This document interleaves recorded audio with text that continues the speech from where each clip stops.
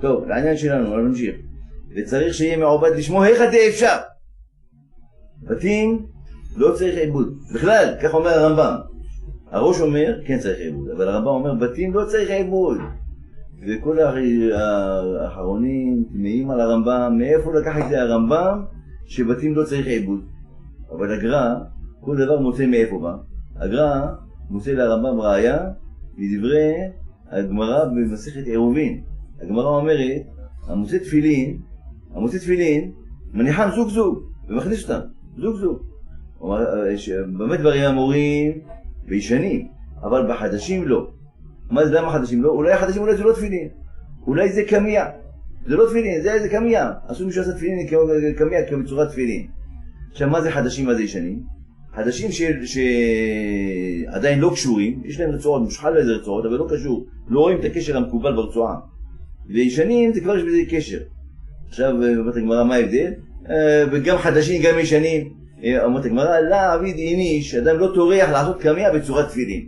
בכל אופן, אתם רואים כאן שהקמיה, הפרצוף שלו כמו של תפילין. עכשיו כתוב במסכת שבת ע"ט, עור כדי לעשות קמיה. את התפילין כדי לכתוב פרשה קטנה שבתפילין. קלף כדי לכתוב פרשה קטנה שבתפילין. עור, מה זה עור? שזה עדיין לא מעובד. כדי לעשות קמיה. וקמיה זה כמו תפילין. אדם מוצא תפילין זה כמו קמיה. אתה רואה מכאן שתפילין לא צריך עיבוד לשמה. עור זה דבר שלא מעובד. מה זה עור? עור כדי לעשות קמיה, עור שלא מעובד. קלף כדי לכתוב על הפרשה קטנה שבתפילין. עור זה שזה לא מעובד. מכאן אתה לומד שהבתים של התפילין לא צריכים עיבוד בכלל. לא שצריך לשמה. מה? מהדמיון החיצוני הרמתי שזה, כאילו בגלל שיש דמיון חיצוני חייב להיות... זה קמיה. כלומר שזה כמו קמיה. אם צריך עיבוד, יראו אם זה מעובד או לא מעובד. קמיה לא מעבדים וזה מעבדים. זאת אומרת שגם את הבתים לא מעבדים. חוץ מזה, רגע, סליחה, יש לי עוד. סליחה, יש לי עוד. אור מעובד באיזושהי דרך? אור מעובד? כן, לא על פי ההלכות שאנחנו מכירים כאן, אבל... אור מעובד רואים שהוא מעובד, אור שהוא אור. איך זה, מבשלים אותו והוא עומד. בבישולה. רגע. יש עוד דבר. הרמב"ם אומר, לפי הרמב"ם, הקלף כן צריך עיבוד. לפי הרמב"ם, הקלף צריך עיבוד לשמה. אבל הבתים לא צריך עיבוד, לא לשמה. בכלל לא צריך עיבוד. לא צריך עיבוד בכלל. זה לפי הרמב"ם. כבר אמרנו שיש חילוק בין הבתים לזה, הבאנו ראיה מהגר"א. גם על התפילין בעצמם, כבר למדנו שיש סברת הרשב"א ורש"י, שתפילין לא צריך עיבוד לשמה. צריך עיבוד, אבל לא צריך שיהיה עיבוד לשמה. על התפילין. הקלף, כן. וככה גם דעת הריף. ככה הביא והרדב"ז. גם הרדב"ז בסימן תשע"ז. הרשב"א ורש"י. והריף גם. אומרים שהתפילין לא צריך עיבוד. מה שכתוב בגמרא, ספר תורה שכתבתי לפלוני תפילין שבו לבתים לשמה, זה ספר תורה. כתוב שם בגמרא ספר תורה. מי אמר לך שגם תפילין צריך לשמה? נכון שסברת רוב הראשונים לא ככה, אבל יש דעה כזאת. מכל שכן אם התפילין לא צריך עיבוד לשמה, מכל שכן שהבתים לא צריך עיבוד לשמה. אבל הרמב"ם אומר לא צריך עיבוד בכלל. יש גם בתשובות אבני נזר, בסימן י"ח, ואות י"ט אני חושב. עכשיו מעריך בזה להסביר את דברי הרמב"ם, אני לא יכול כל להבין אותו. בכל אופן מי שירצה יסתכל שם.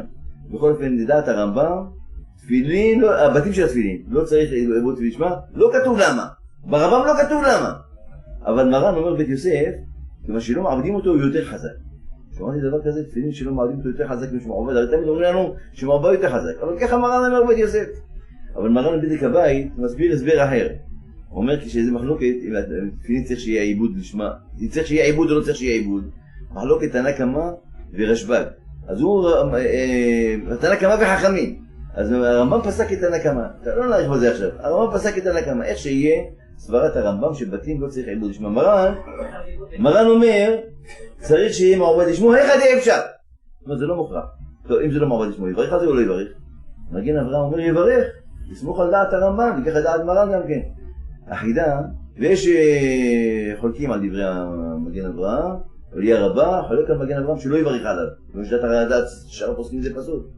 אבל אחידה ברכי יוסף ושיעורי ברכה, הביא עוד ראשונים שגם הם פוסקים כמו הרמב"ם, הביא סברת רבי גאון.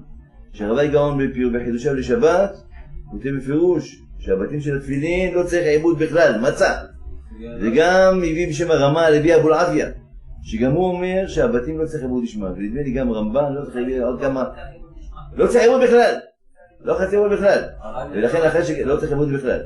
ולכן, כיוון שכל הראשונים האלה אומרים שזה לא הרמב"ם לבדו, יש גם מהגאונים שככה אומרים. אומר שם, הביא שם שהרבי גאון. והביא שם גם כן הרמה הלוי אבולעפיה, בן תודרוס, גם כן. והביא שם עוד, אני לא זוכר עכשיו, גם כן, מהראשונים. וגם הביא את הרמה באלפס יזוטה. גם הביא שם. שאומר שתפילין לא צריך עיבוד בכלל, הבתים של התפילין, ולכן יכול לברך עליהם. עכשיו העניין שלנו.